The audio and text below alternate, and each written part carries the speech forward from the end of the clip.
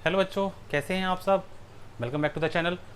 और बच्चों, आज हम डिस्कस करने वाले हैं हमारे सॉलिड स्टेट का नेक्स्ट टॉपिक, जो कि है हमारा, आज हम डिस्कस करने वाले हैं क्या, काफ़ी इंपॉर्टेंट टॉपिक है आपका, इंटरस्टिशियल वॉइड्स और इंटरस्टिशियल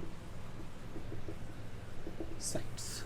ठीक है, क्या डिस्कस करने वाले हैं, we are going to discuss interstitial voids and और इंटरस्टिशियल साइट्स। तो पहले तो बात कर लेते हैं इंटरस्टिशियल का मतलब क्या होता है बच्चों।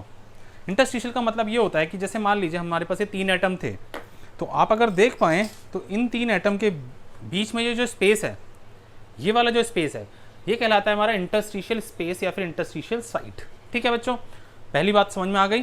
तो चलिए हम बात करते हैं वॉइड्स की। जब हमने बात करी, थोड़ा बहुत हम पीछे डिस्कस कर चुके थे। वॉइड्स बेसिकली हमारे पास कितने तरीके के होते हैं, 2 तरीके के। कौन कौन से, पहला तो है हमारे पास टेट्राहेड्रल वॉइड्स, ठीक है। और दूसरा कौन सा है बच्चों, दूसरा है हमारे पास ऑक्टाहेड्रल वॉइड्स। ठीक है, चलिए अब बात कर लेते हैं इसको कैसे कैसे फॉर्म होता है, कैसे कैसे बनता है, कैसे कैसे दिखता है। तो बच्चों, जब हम बात करते हैं टेट्राहेड्रल वॉइड्स की, तो टेट्राहेड्रल वॉइड कुछ इस तरीके से जनरेट होता है आपका कि एक स्फीयर, एक लेयर पे अगर आपके पास 3 स्फीयर हैं कुछ इस तरीके से, ठीक है, और चौथा जो पार्टिकल आता है, अगर ये इनके ये जो वॉइड है, ये वाला जो वॉइड देख पा रहे हैं आप, ठीक है, इस वॉइड के ऊपर अगर चौथी स्फीयर आती है कुछ इस तरीके से, ठीक है, तो ये जो वॉइड बनेगा, ये जो वॉइड था, ये वॉइड कहलाता है आपका क्या, टेट्राहेड्रल वॉइड। ठीक है, मतलब कि हमारे पास 3 स्फीयर थी, 3 स्फीयर के ऊपर जो एक चौथी स्फीयर आए, वो कुछ इस तरीके से अगर आती है, तो ये जो वॉइड बनेगा आपका, this void will be tetrahedral voids, sorry tetrahedral void. बात समझ में आ गई।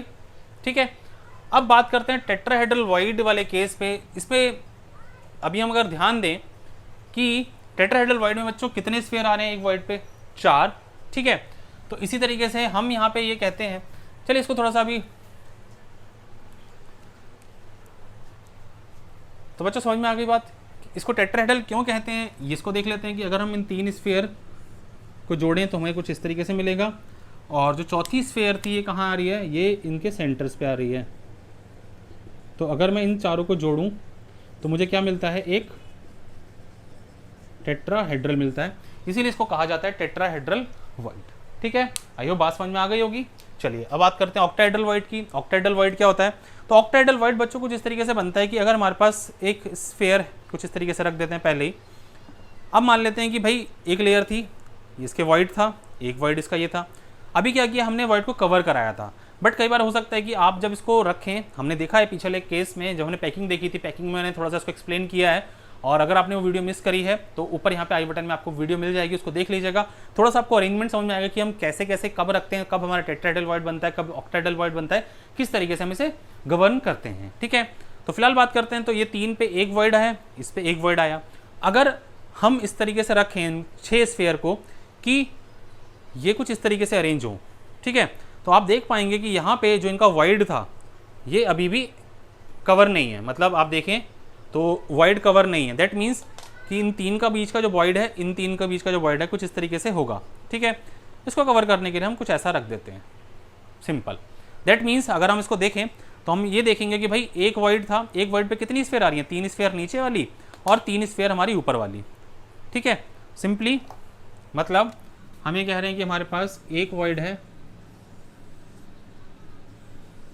इस तरीके से।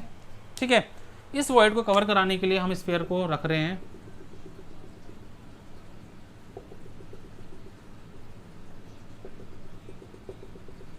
कुछ इस तरीके से। ठीक है बच्चों, और इनके बीच में यहां पे कहीं आएगा आपका ये वाला वॉइड, और ये वॉइड कौन सा होगा बच्चों, ये वॉइड होगा हमारा ऑक्टाहेड्रल वॉइड। आई होप बात समझ में आ गई होगी।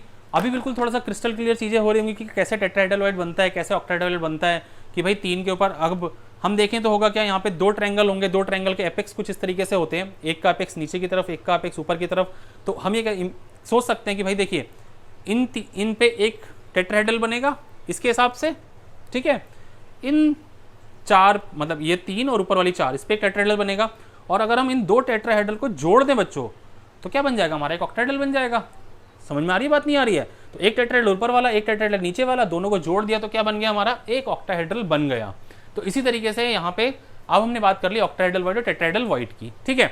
इसके बाद एक इंपॉर्टेंट कंसेप्ट है, क्या, अगर हम ये माने कि if the number of spheres in the closed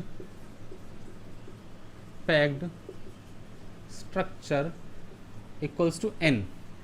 हमने ये माना कि भाई किसी भी क्लोज्ड पैक्ड स्ट्रक्चर में जो नंबर ऑफ स्फीयर्स कितनी थी वो n थी, कैपिटल N हमने मान ली। अब बात आती है भाई कितने ऑक्टाहेड्रल वॉइड बनेंगे और कितने बनेंगे टेट्राहेड्रल वॉइड। तो यहाँ से आपको ध्यान रखने वाली बात ये है बच्चों कि नंबर ऑफ ऑक्टाहेड्रल वॉइड्स जो जनरेट होंगे वो नंबर ऑफ स्फीयर्स के बराबर होंगे, n के बराबर, ठीक है। और टेट्राहेड्रल वॉइड्स की बात करें तो क्या होगा, यहाँ पे हो जाएगा आपका नंबर ऑफ टेट्राहेड्रल वॉइड्स हो जाएंगे आपके कितने, 2n, ठीक है। तो ये ध्यान रखने वाली बात है कि जब हम बात करेंगे किसी भी क्लोज्ड पैक्ड स्ट्रक्चर के लिए, तो अगर हमारे पास नंबर ऑफ स्फीयर्स n थी तो नंबर ऑफ ऑक्टाहेड्रल वॉइड कितने बन जाएंगे, जितने वो स्फीयर रहे होंगे। एक स्फीयर हुई तो एक ऑक्टाहेड्रल वॉइड, दो स्फीयर हैं तो दो ऑक्टाहेड्रल वॉइड, और एक स्फीयर के लिए हम कह सकते हैं एक ऑक्टाहेड्रल वॉइड बनेगा। टेट्राहेड्रल वॉइड कितने बनेंगे, दुगने, मतलब एक स्फीयर के लिए एक ऑक्टाहेड्रल वॉइड और दो बनेंगे हमारे क्या, टेट्राहेड्रल वॉइड। मतलब जितने ऑक्टाहेड्रल वॉइड बनेंगे टेट्राहेड्रल वॉइड जस्ट उसके दुगने बनेंगे, ठीक है बच्चों। बात समझ में आ रही है? आई होप बिल्कुल अभी ये कंसेप्ट बिल्कुल क्रिस्टल क्लियर हो गया हो कि ऑक्टाहेड्रल वॉइड और टेट्राहेड्रल वॉइड कैसा कैसा होता है, कैसा बनता है, कैसे गवर्न किया जाता है, ठीक है बच्चों। तो बात समझ में आ रही है बच्चों? तो अगर आप पहली बार मेरे चैनल पे आ रहे हैं तो चैनल को सब्सक्राइब करिए, बेल आइकन दबाइए ताकि आपको नोटिफिकेशन टाइम टू टाइम मिलता रहे और मेरे साथ जुड़े रहें। केमिस्ट्री को हम इस तरीके से और आसान बनाते रहेंगे। और बच्चों अगर आपको वीडियोस पसंद आती हैं तो वीडियोस को लाइक करिए, कमेंट करिए। अगर आपको कोई भी डाउट, कोई भी क्वेरी, कोई भी स्पेशल टॉपिक पे अगर आप चाहते हैं कि किसी टॉपिक पे पर्टिकुलर वीडियो बने तो आप मुझे कमेंट बॉक्स में बताइए, मैं आपके लिए कोशिश करूंगा उस वीडियो को जल्दी से जल्दी बनाने की, ठीक है बच्चों। Thank you for watching this video, hope this video will help you बच्चों।